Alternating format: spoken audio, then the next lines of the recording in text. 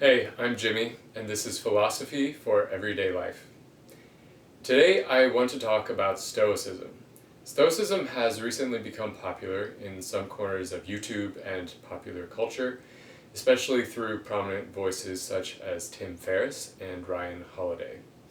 Holiday's book on Stoicism, The Obstacle is the Way, has sold hundreds of thousands of copies. According to a 2016 New York Times article, it turned Holiday, the former director of marketing for American Apparel, from a charismatic public relations strategist into a self-help sage, who is now a sought-after guru to NFL coaches, Olympians, hip-hop stars, and Silicon Valley entrepreneurs. Other YouTubers like Captain Sinbad, one of my personal favorites, have talked about Stoicism as well. The more specific reason I want to talk about Stoicism is that its popularizers are a good example of everyday philosophers, which I think is a great thing. So far on this channel, I've been talking about a few interrelated ideas, but the most basic premise of what I want to say is that philosophy can be a way of life. In fact, for much of the history of philosophy, this is exactly how its practitioners have understood it. This channel is an attempt to flesh out what it might mean to think about philosophy as a way of life in the modern world. Since Stoicism is one of the options on hand for being an everyday philosopher, I think it's important to discuss it in detail. There's a lot to be said for Stoicism. I've enjoyed and benefited from reading the work of Stoic authors like Marcus Aurelius and Seneca. But I also think that from a philosophical perspective, Stoicism has some drawbacks that we should probably be talking about as well. Before considering those drawbacks, though, we should ask first, what is Stoicism? And what makes it compelling as a way of thinking and a way of living? In order to define Stoicism, I'm going to turn to the German philosopher Immanuel Kant. Now, I should say Kant is a modern philosopher. He lived and wrote in the 1700s, while the Stoics were ancient philosophers. They lived in Greece and Rome, mostly in the centuries before Christ. Still, Kant is considered one of the most important philosophers of the modern period, and his definition is very concise, so it's an easy starting place for us. This is what Kant has to say about Stoicism. The principle of apathy, namely that the wise person must never be in a state of affect, not even in that of compassion, with the misfortune of his best friend, is an entirely correct and sublime moral principle of the Stoic school. For affect makes us more or less blind. Philosophers often use words differently than we use them in ordinary speech, and this passage is a good example. We normally use the word apathy to describe someone who doesn't care about anything, but that's not how philosophers use the word. When philosophers like Kant or the Stoics refer to apathy, they actually mean almost the opposite of the ordinary meaning of that word. In philosophy, it is commonly understood that there are two aspects to human experience. One aspect is active, and the other is passive. The active aspect of human experience is everything we choose. What we choose is what we actively pursue. Our plans, ideals, and actions, the type of person we are, and the type of person we are striving to become. The passive aspect of human experience is all the things we don't choose and how they affect us subjectively.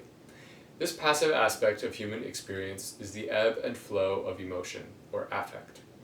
Affect is what we undergo, or suffer, not in a negative sense, but just in general. It is everything that affects us.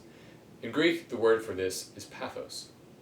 Philosophers, especially the Stoics, have often thought that the goal of philosophy as a way of life is progressively to increase the active aspect of human experience and to decrease the passive aspect of human experience. Now, I should stop to note that these are not always clearly distinguished in our experience, but still we can recognize that every experience has an active and a passive aspect.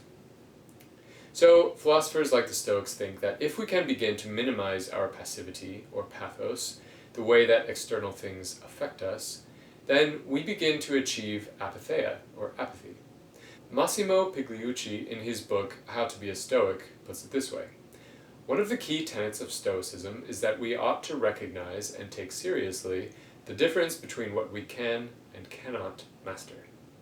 The things we can master are only those things in relation to which we can be active. The things we cannot master are all those things in relation to which we are passive. So let's consider an easy example of how a Stoic might try to achieve apathy. Let's say I aspire to get in shape and lose weight, but I have an addiction to brownies. When I see a brownie, it really affects me. I have pathos in relation to the brownie. But over time, I begin to increase my power of choice in relation to brownies. I become active rather than passive. I begin to reduce the pathos that I experience in relation to brownies.